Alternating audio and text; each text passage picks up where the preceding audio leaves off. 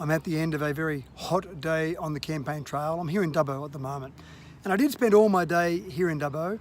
I started off the day very early in the campaign office, meeting with a group of people who wanted to talk about a range of issues that are important to them across the electorate.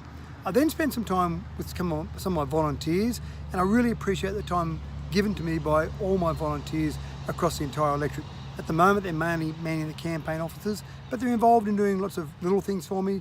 And again, they'll be really important when it comes to pre-polling and election day. So thank you to all those volunteers who are contributing your time. I really do appreciate the time you're giving me. While in the campaign office and while people weren't coming in talking to me, I also spent some time working on my purple papers. Now, my purple papers are issue statements, if you like, where I hear people around the electorate and I get the feedback from people, and then I refine that information in a purple paper. And these purple papers allow people to see what I've heard around the electorate, just to give some feedback on where I'm hearing and what I'm hearing around the electorate, and reflect to people what they are hearing. But it also gives people a chance to comment. These are what other parties might call a policy document, but I'm calling them issue statements, or again, purple papers. So I've had two main features in my purple papers so far. One has been around 24-hour policing. 24-hour policing is needed in Wellington, Narromine, there's no doubt about that at all. The feedback from both of those communities is that it's needed, and it really is just a matter of spending some more money on those communities, which I think is required. And really, for those communities to keep going forward, they need to have 24-hour policing. It's a no-brainer to me.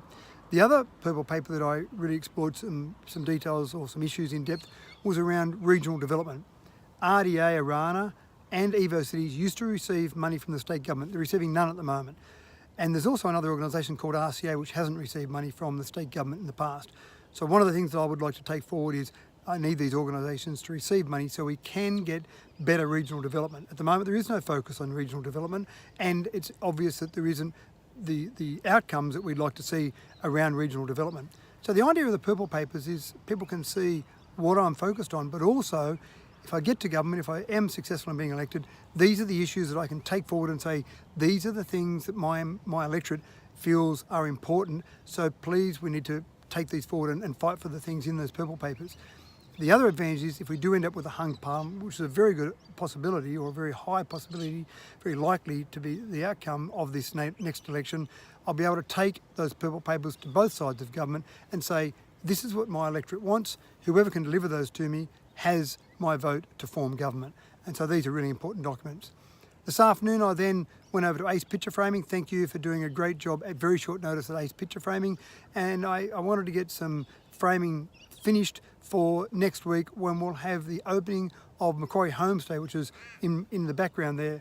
Macquarie Homestay obviously is a great facility for people that are coming from around the region and staying in Dubbo with someone close, or a loved one or a family member going to hospital. And about 50% of the admissions to the hospital in Dubbo come from outside the 2830 postcode. And back when I was mayor, I created an event called Tour to Orock. That's been instrumental over the 3 times that's been run in contributing around about $400,000 to Macquarie Homestay. So we've been invited along, the people involved with it, mainly the Rotary Club of Dubbo South and the riders and the sponsors from Tour to Orock, to come along to the opening of the Macquarie Homestay facility next week. So that'll be very exciting for all those people that have been involved in that over the years, and it really is something that has generated incredible interest across the entire region. So that was first started 6 years ago, and again it'll be great to see that come to fruition with the building. Now it's not just the Toyota Tour to Orock that's contributed funds, significant funds come from a whole range of places, but $400,000 is a significant contribution. That'll be very exciting to see that open next week, next Tuesday that'll be opened up, and those people involved have been invited along to that opening. Tomorrow's Australia Day. Happy Australia Day to everyone. I'll have a couple of messages that'll go out tomorrow morning around Australia Day. But in the meantime, this has been Mathew Dickerson, your independent voice.